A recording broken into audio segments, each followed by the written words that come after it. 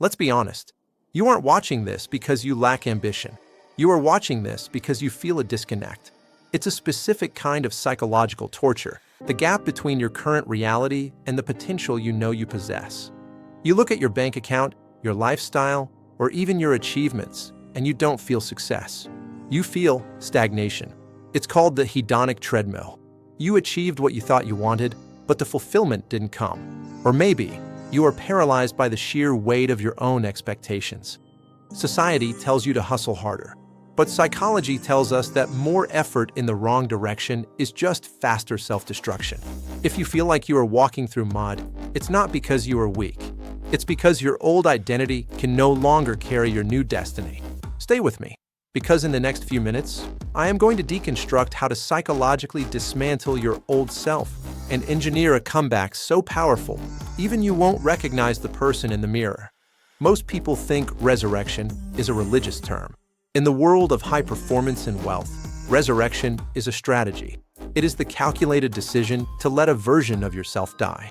You see, human beings suffer from something called the sunk cost fallacy. You cling to your old habits, your old friends, and your old business strategies just because you've invested time in them. But holding on to a depreciating asset, whether it's a stock or a personality trait, is the quickest way to bankruptcy. You have to be willing to walk away from who you were to become who you are. This brings us to a concept that terrifies the average mind but builds empires for the elite. Why you need to disappear and work in silence. In an era of cheap dopamine and constant noise, silence is the ultimate leverage. When you broadcast your goals, your brain releases a premature hit of dopamine. You feel the reward of the victory before you've even done the work. That is a biological trap. It kills your drive. You need to go dark, not because you are hiding, but because you are building. You need to step into a period of strategic isolation. When you remove the external validation, you are left with the raw data of your own capability. This is where the magic happens. This is where you cross the threshold from interested to obsessed. People will ask, where did he go? Is he okay? Let them ask. The confusion of others is often a sign of your own clarity.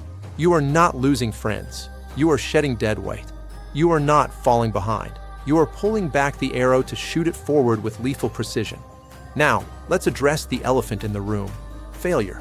Or rather, the data you've collected so far. Maybe you lost money last year. Maybe a venture collapsed. Maybe you feel humiliated. Good. Humiliation is a potent fuel if you know how to refine it. The millionaire mindset doesn't view failure as a stop sign. It views it as market feedback. You have to adopt a binary mindset. It's not over until you win. This isn't just a motivational quote. It is a statistical reality for those who refuse to capitulate. Probability shifts in your favor the longer you stay in the game. The only variable that guarantees a loss is quitting. If you are still breathing, the game is still active. And if the game is active, the outcome is still negotiable. You have resurrection power in your psychology. It's called neuroplasticity. Your brain is literally designed to rewire itself under pressure. Every time you refuse to give up, you are physically altering the neural pathways in your brain to favor resilience over retreat. But you have to stop negotiating with yourself. You know that voice, the one that says, I'll do it tomorrow, or this is good enough. That is the voice of mediocrity trying to comfort you while it kills your dreams. You need to develop a zero-tolerance policy for your own excuses. High-net-worth individuals don't rely on motivation. They rely on systems and discipline. They don't wait to feel like doing it. They do it because the standard they have set for themselves demands it. This year is not about trying. It is about executing with cold, hard aggression. It is about looking at the people who doubted you, not with anger, but with indifference. Because you have outgrown the need to prove them wrong. You are now only interested in proving yourself right. Your wilderness season, that time of loneliness and struggle, was not an accident. It was an audit. Life was auditing your character to see if you could handle the level of success you asked for. And now, the audit is over. It's time to collect. You are coming back. But you aren't coming back as the same person. You are returning with evidence. You are returning with scars that have turned into armor.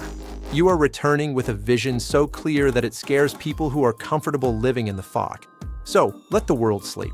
Let them scroll. Let them waste time. You have an empire to build. You have a legacy to secure. The person you see in your head, the one with the freedom, the power, the impact. That person is waiting for you to make the move. The negotiation is over. The contract is signed.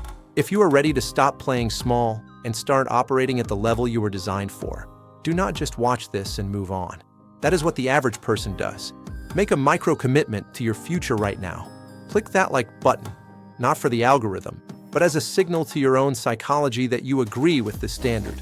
And subscribe to BrainAscend. We are building a community of the top 1%, and you belong here. Step into your new era. Work in silence, and let your success make the noise.